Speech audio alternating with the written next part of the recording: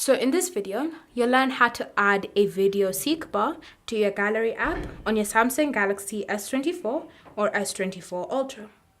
So a video seek bar is simply a bar that normally appears on your video whenever you want to find something specific in the video. So for example, if it's playing like this and you want to be able to find a specific spot, a video seek bar can be incredibly useful. So in order for you to add that bar, you have to start by enabling Gallery Labs. If you don't have it already turned on, then I'll leave a video linked in the description down below so that you can turn it on. Once you have Gallery Labs enabled, you then want to navigate to it. So open your gallery settings and then select Gallery Labs. And then from here, you want to scroll until you find Video Player Mode on Film Strip. Tap on it. Select the option Legacy Video Seek Bar or even Play Video button. It's completely up to you. And then tap on OK. Once you've done that, when you navigate back to your gallery, now you open up the video, you can see this seek bar has successfully appeared.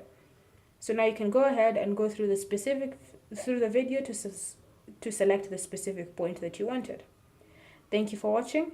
If you have any questions or comments, leave them down below and we'll get back to you.